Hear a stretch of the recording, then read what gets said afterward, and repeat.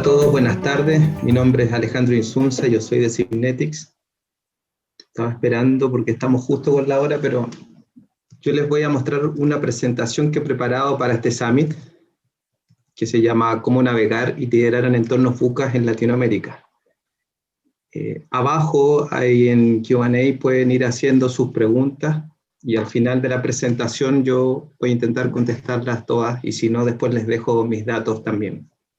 La idea justamente es ir a tratar de contestar esta pregunta de cómo navegar y liderar en entornos VUCA, que como ya estamos bastante dicho, tiene que ver con este escenario que es volátil, incierto, complejo y ambiguo, ¿cierto?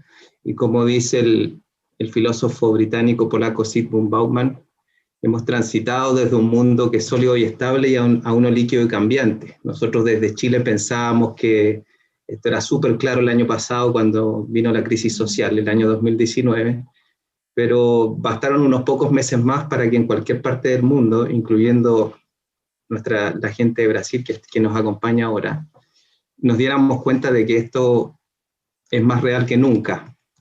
Y querámoslo o no, pareciera ser que este es el panorama que llegó para quedarse, ¿no? Tenemos ahí un dibujo que lo saqué de alguna caricatura que aparece, en donde está la crisis del coronavirus, la pandemia, que es una crisis sanitaria, pero inmediatamente al mismo tiempo viene la crisis económica.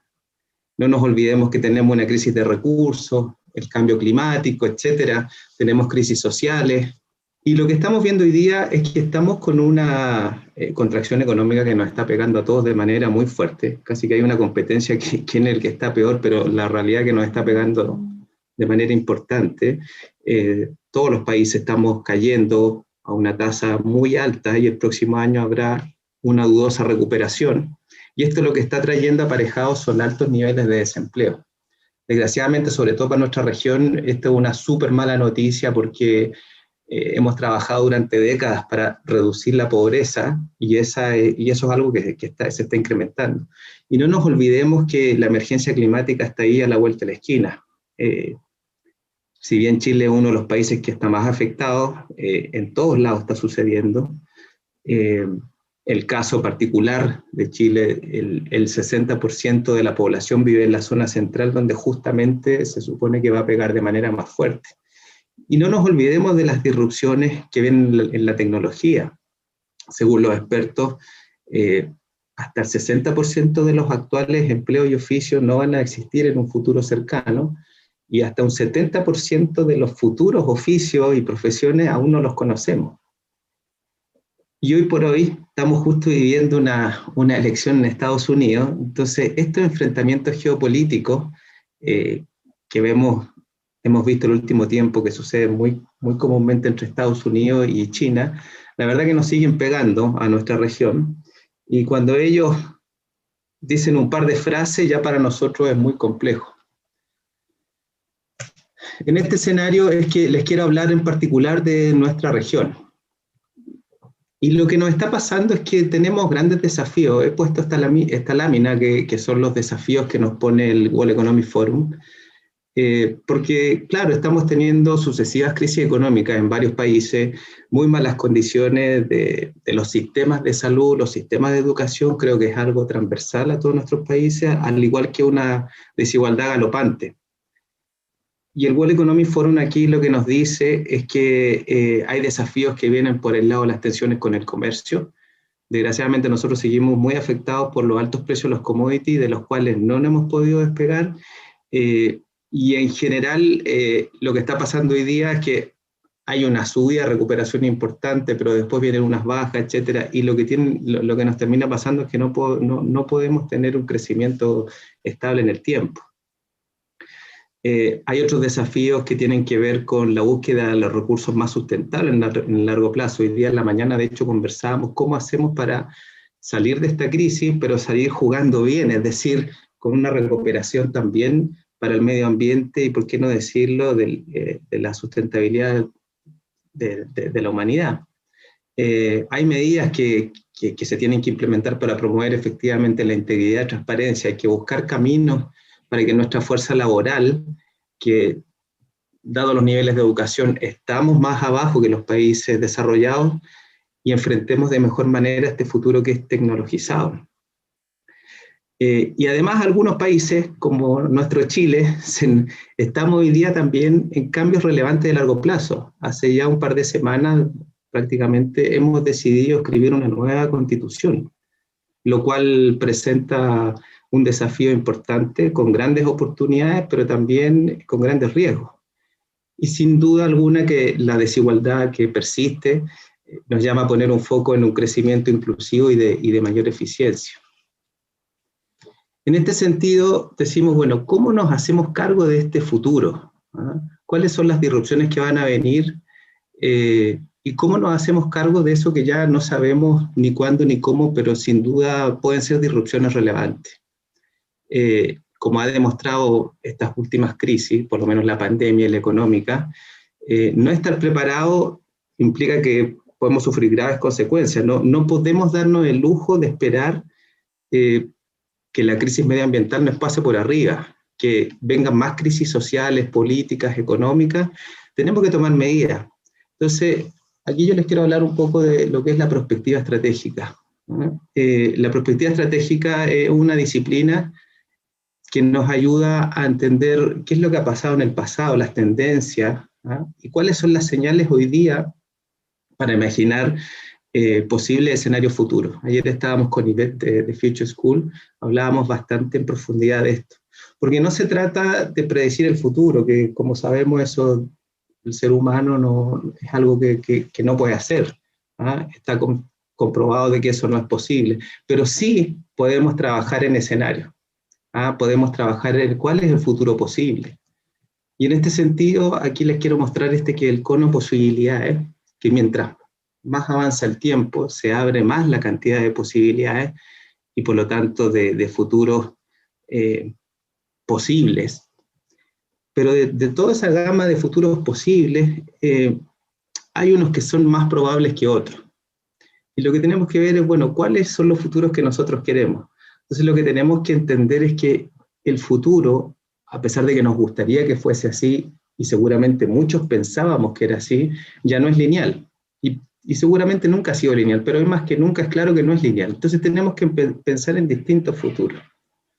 Y lo que tenemos que hacer de alguna manera es nosotros construir el futuro, es decir, darnos cuenta que cada acción que nosotros tomamos hoy en día, en el presente, en realidad con eso estamos construyendo el futuro de todos nosotros. Ahora les quiero comentar un estudio que hicimos en los meses de abril y mayo con la Facultad de Economía y Negocios, con Fray Coronado de la Universidad de Chile, y fuimos a preguntarle a más de 30 líderes, gerentes generales, directores de empresas, ministros o exministros, ministras, etcétera, para entender cuál era la capacidad de nuestras organizaciones en Chile para anticipar futuros posibles. Aunque sabemos que aquí también hay audiencia de Brasil, al menos, creemos que estos resultados algunos alumnos pueden dar de lo que nos pasa no tan solo en Chile, sino que en más de algún país en la región. Y nosotros partimos entendiendo si nuestras organizaciones habían logrado anticipar una crisis social, habían logrado anticipar una pandemia. Y después de eso les fuimos a preguntar directamente si las organizaciones nuestras estaban preparadas para anticipar el futuro. Y el resultado fue, la verdad, que bien concreto. El 91% de los entrevistados nos dijeron que nuestras organizaciones no estaban preparadas, y el 9% nos dijo que sí. Y aquí además me quiero detener en que cuando hablamos de la pandemia, la anticipación fue de un par de meses, a pesar de que hay videos ahí de Bill Gates y hay otros que decían que esto claramente en algún momento del tiempo iba a pasar, no se nos pasaba por la mente de que ese fuera un escenario. Y desde el punto de vista de la crisis social, si bien un tercio de los entrevistados sí vio señales de que iba a suceder algo, ninguno vio con la fuerza, la magnitud y la agresividad que terminó siendo la crisis. Entonces nos decían, por ejemplo, había muchos conversatorios, pero poco transformacionales, es decir, hablamos de esto, pero no pasa nada. Las reflexiones están más bien enfocadas en la estrategia de sus negocios, aisladas del resto. Otro comentario que nos hacían, las multinacionales tenemos una ventaja. Lo que podemos traer a Chile viene de la experiencia de lo que sucedió en otros países. El network internacional te da la posibilidad de anticiparse. Sin embargo, nada sucede. Entonces, si no éramos capaces de anticiparnos, fuimos a preguntar a ver qué tan relevante era anticiparse, qué tan relevante era hacernos cargo del futuro, qué tan relevante era prospectar el futuro. Y nos encontramos con la agradable sorpresa de que el 85% de los encuestados nos dijo que era o extremadamente importante o muy importante hacernos cargo del futuro. De hecho, algún director de empresa nos dijo, la perspectiva debe estar en el corazón de la empresa. Esta es la estrategia. Amazon y Apple les fue bien porque tuvieron visión de largo plazo. Otro nos decía, esto de mirar al futuro está en el eje de lo más importante que tiene que hacer un directorio que representa a los accionistas, a los dueños de las empresas. Necesitamos gente que esté constantemente viendo cosas diferentes, yendo afuera a mirar. Ahora, es como una contradicción, porque por un lado nos decían que no estábamos preparados, sin embargo nos dicen que sí es importante prepararse y anticiparse al futuro. Entonces, la pregunta que nos surge, ¿qué nos está limitando entonces a explorar este futuro? Y aquí nos dieron hartas respuestas, que las agrupamos de acuerdo a lo que nos fueron diciendo. Esto no suma 100% porque cada entrevistado nos daba más de una opción. Y lo que más aparece, que de hecho está muy vinculado a lo que estábamos recién escuchando en la anterior charla, y hablaban del cortoplacismo. Hablaban de que el día a día a los líderes en las organizaciones los termina comiendo. La operación, la urgencia, etcétera, es lo que al final se come una parte importante del quehacer diario de las personas en las organizaciones. Y esto se ve más potenciado aún porque los incentivos que tenemos en general son incentivos de muy corto plazo. Incentivos principalmente financieros, también operacionales, pero es un presupuesto, es una vida, es un resultado de algo y siempre de corto plazo. La segunda razón que nos daban tenía que ver con los liderazgos, que si bien nos decían, hay muy buenos líderes en nuestro país, hay gente muy preparada, pero tenemos liderazgos muy tradicionales. ¿Qué significa esto? Significa líderes que de alguna manera terminan ellos tomando igual las decisiones. Es decir, es un liderazgo conservador, es resistente a los cambios. Y por lo tanto esto genera un círculo no virtuoso, sino que vicioso, porque además para los empleados, para los subordinados, es cómodo aceptar que les digan qué cosas hacer, con lo cual estamos generando incluso colaboradores que son más bien complacientes. Después algunos pensaban que el tamaño de las organizaciones era algo importante, es decir, que si había organizaciones pequeñas, no tenían recursos suficientes para hacerse cargo del futuro. Después hablaba mucho del status quo, y ahí es donde está esta cita que dice, Chile durante 30 años no tuvo grandes cambios disruptivos, pero eso cambió, y hoy considerando la volatilidad de los cambios que vivimos, me parece extremadamente mirar el futuro. Es decir, por lo menos en Chile hubo muchos años de mucha estabilidad económica, financiera, política, social, etcétera. Claramente algo se estaba gestando debajo, porque si no, no hubiésemos tenido la crisis social que todavía tenemos. Pero la verdad es que eso de alguna manera nos jugó en contra. Nos sentimos que las recetas funcionaban una y otra vez y no nos hicimos cargo de hacer cambios. También nos hablaban de una falta de diversidad, también nos hablaban de faltas de metodología, en menor medida, pero esas cosas también salieron. Entonces, nosotros desde Synetics creemos que es necesario que las personas, partiendo por los líderes, nos hagamos cargo de que estamos en un mundo mucho más incierto, mucho más VUCA. Y eso significa que los líderes tienen que empezar a ponerse en un estado de ánimo distinto. Es decir, esto es como cuando los navegantes viajaban, no sé, mismo Colón, Hernando Magallanes, que llegaron por estas tierras, ellos experimentaban, es decir, no sabían cuánto tiempo les iba a tomar, no sabían dónde iban a llegar, no sabían qué iban a descubrir, no sabían cuál era el otro punto. Tenían un punto de partida, pero no tenían un punto de llegada. Eso creemos que ese espíritu aventurero es fundamental y que hoy día es más necesario que nunca para poder tener estrategias resilientes para las compañías. Ahora, sí hay organizaciones que efectivamente se están anticipando al futuro en nuestra región. Y primero tenemos este mundo que es el mundo conocido de los startups. Y aquí quiero hacer una especial mención porque claro, este mundo, si bien no es del tamaño de los grandes lugares que hay que hay en otros lugares, pero sí tenemos un ecosistema relevante de startup. Aquí hay varios destacados, probablemente el más exitoso, por lo menos desde algunos puntos de vista, y que está en varios lugares, es Mercado Libre, por ejemplo, que fíjense que una compañía argentina en donde todos los días hay noticias muy negativas, sin embargo es la compañía que ya más vale en toda la región, porque se ha hecho cargo de los cambios sociales que han venido y han tomado ventaja de eso. Tenemos otros casos como Rappi en Colombia, tenemos varios casos que son, aquí están las que son unicornio en Brasil, y si bien en Chile todavía no tenemos ningún unicornio, pero sí tenemos por lo menos dos referentes relevantes que son Not Company y Corner Shop, que efectivamente ellos están haciendo algo muy distinto. Pero no tan solo miremos los startups, porque en realidad el mundo no se construye tan solo de startups. Entonces pensemos en las otras organizaciones, las que tienen larga data, y cómo estas organizaciones se adaptan a este entorno cambiante. Entonces lo primero que hicimos fue, de nuevo les traigo algunos datos del estudio, porque les fuimos a preguntar a estos líderes qué prácticas podrían ayudarnos a navegar y liderar estos entornos VUCA.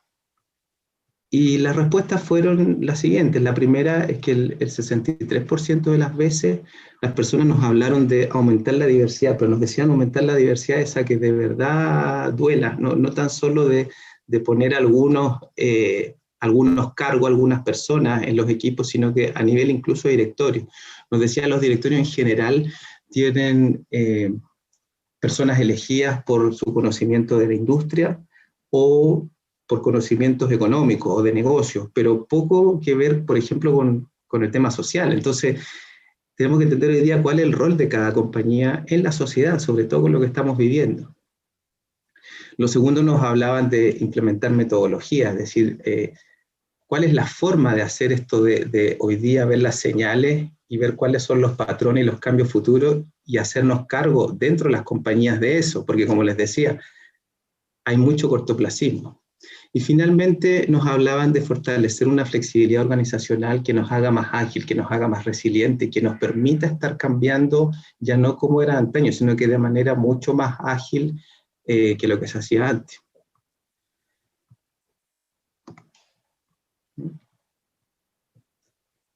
Entonces, ¿qué organizaciones están prospectando el futuro de Latinoamérica? Es decir, se están haciendo cargo. Y aquí les quiero presentar algunos ejemplos. Los primeros que quiero mencionar son justamente ejemplos que nos salieron en el estudio, que fueron HSBC y Statkraft.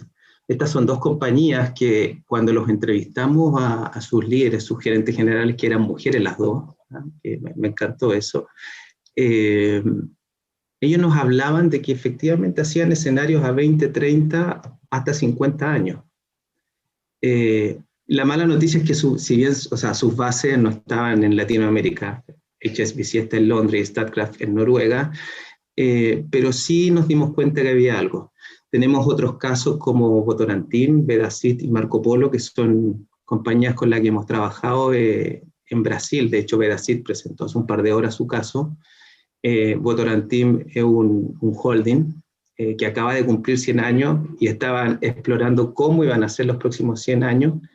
Y Marco Polo, que es una compañía que es más conocida probablemente en Chile porque ellos están viendo cómo va a ser la movilidad del futuro y están desarrollando productos que van en ese sentido. Desde Chile, desde Synnetic Chile, nosotros tuvimos el privilegio de ser parte de uno de los proyectos más relevantes que hemos tenido como país seguramente en prospectiva. El año 2016, el Ministerio de Energía un proyecto bien conocido en Chile, hizo la Agenda Energía 2050, que hasta ahora, según los expertos, los que saben, esto viene dando buenos frutos positivos en cuanto a energía en nuestro país. Esto ha traído una mejora significativa en la matriz de oferta energética. Se viene moviendo a una bastante más amplia. Lo mezclo con Statkraft, que ellos son pura energía limpia, y en la última licitación que salió este lunes, de hecho, ellos se ganaron 3 de 11 cupos. Y también está teniendo grandes beneficios económicos para los usuarios. Esto, de hecho, ha sido destacado en varios foros en Estados Unidos y en países desarrollados. Hay un video muy conocido de Al Gore que lo destaca y es muy simbólico. Entonces, con esto les estoy mostrando que sí se puede, sí hay algunas luces y sí hay algunos que lo están haciendo. Y para terminar, yo solo quiero dejarlos con un par de preguntas y reflexiones. Que la primera es, como decía yo, esto parte en cada uno, parte en estar con un estado de ánimo aventurero, o sea, parte en esto de voy a salir de mi estado de confort, de mi punto A, y voy a llegar a un punto que no sé cuál es, no sé si se llama B, C, D, no sé cuánto me voy a demorar. Entonces la pregunta es, la primera, ¿cómo estás construyendo tu futuro? Y la segunda es, ¿cómo estás aportando a construir el futuro de tu organización? Muchas gracias. Voy a ir con algunas preguntas. Mira, la primera es ¿quiénes en Chile llevan la delantera en estos temas? De alguna manera voy a bajar la presentación, así se ve mi cámara. A ver, en Chile lo que encontramos es que desgraciadamente no hay empresas chilenas con base chilena de verdad haciendo esto. Lo que encontramos fue empresas que están en Chile, pero sus bases son de afuera, y sí encontramos en energía, que recién les mencionaba. Nos encantaría que hubiese más empresas subiéndose, pero todavía está muy verde. Yo creo que estas crisis nos van a ayudar a abrir el espectro y que más compañías y organizaciones se sumen a esto. Otra pregunta es, ¿cuánto de técnica y cuánto de arte es este enfoque Foresight?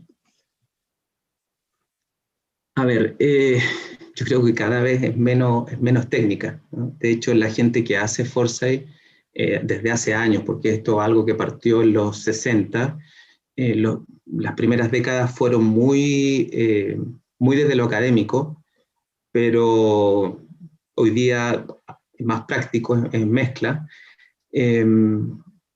Pero lo que hay es que ellos hablan de disciplina, los que partieron de esto.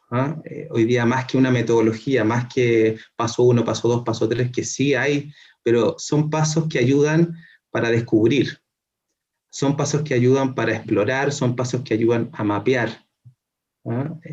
Pero el descubrir va en cada uno. Yo creo que hay mucho de arte, y no sé si llamarle arte o estado de ánimo de cada uno.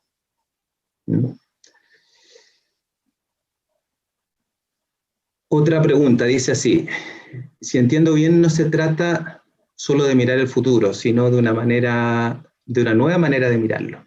Naturalmente hemos aprendido a extrapolar lo conocido. ¿Será que necesitamos nuevos liderazgos para esto que propone? A ver, lo primero es que los líderes que entrevistamos nos decían, no es que haya malos líderes, lo que pasa es que los líderes se incluían, que aprender cosas nuevas y tenemos que tener un foco distinto. Tenemos gente muy preparada, pero necesitamos anclarnos de manera distinta. Yo personalmente creo lo mismo. Yo creo que sobre todo las generaciones más chicas, sub 45, sub 40, vienen mucho más seteados con esto de los cambios. Los sub 35 incluso son generaciones que nacieron tecnologizados. Entonces, en la medida que se vayan sumando estas nuevas generaciones, después hay una generación intermedia, yo diría hasta los 50, un poco más a los 50, que dentro de los que yo me encuentro, de hecho, que es una intermedia, tal vez venimos más seteados y sobre todo los más chicos, con un liderazgo que es distinto, que es más inclusivo, que es más de mirar el futuro. De hecho, son mucho más desprendidos. Hay muchos chistes respecto a los millennials, estos que se van a viajar y todo eso, pero claro, ellos de verdad se lanzan al disfrute, a la vida, a la experiencia, a tomar experiencia futura. ¿Ah? Eh, pero sí, tiene que haber un cambio en los liderazgos para poder hacerse cargo de construir el futuro y además para destinarle recursos, porque claro, puede sonar súper bonito y hay metodología y disciplina, etcétera, pero si no destinamos plata, no destinamos gente, no ponemos fecha, no ponemos incentivos, da lo mismo. Y eso viene desde los líderes. Otra pregunta dice, ¿cuántos recursos internos son necesarios y qué nivel de preparación en el tema deben tener para iniciar uno de estos procesos? A ver, yo les voy a contar, por ejemplo, un caso que conozco, el caso de Disney en Latinoamérica. Hoy día Disney en Latinoamérica, ellos son una corporación, y ellos tienen un equipo donde 25 personas que tienen distintas funciones, gente comercial, de marketing, customer experience, finanzas, operación, etcétera, esas personas tienen una parte de su tiempo dedicado a esto. Entonces, más que la cantidad de recursos, yo lo que diría es que, yo lo que he visto es que necesitamos que los equipos sean multidisciplinarios y sean inclusivos de las distintas áreas de una compañía. Esto sí requiere un nivel de preparación, sí requiere prepararse, porque hay que mirar distinto. Inicialmente yo diría que hay que apoyarse en gente de afuera que te enseñe a tener esta visión y a poder explorar para después mapear y generar planes. Pero no es necesario equipos dedicados 100% grandes, pero sí que una parte importante de la organización tenga el seteo mental de estar pensando también en el futuro. Por cuestión de tiempo voy a ir a la última, porque hay varias preguntas acá. Y dice así, en la gestión pública, ¿cuánto se ha usado esto para proyectar un país, además del ejemplo de energía en Chile? A ver, Nueva Zelanda tiene un ministerio de futuro, Singapur también lo tiene, el gobierno de España, que ya nos parecemos un poquito, digo, para tener alguna esperanza mayor y no nombremos gente tan lejos, hace un año que ya tiene, no un ministerio, pero sí una oficina de Foresight, porque en realidad si queremos construir un futuro de un país, esto no necesitamos que esto sea más allá de los gobiernos de turno, ¿no? Entonces esto efectivamente es algo que está aprendiendo en muchos lugares. Entiendo que el gobierno de Colombia algo está haciendo también, ¿no? Así que sí, hay varios ejemplos y cada vez se acerca más a Sudamérica, así que esperamos pronto que en Brasil y Chile al menos tengamos estas oficinas. ¿Mm? Bueno, estamos justo a tiempo. Les quiero agradecer a todos sus preguntas, su atención. Y bueno, nos vemos en la próxima de este Summit de Simnetic Brasil y Chile. Muchas gracias.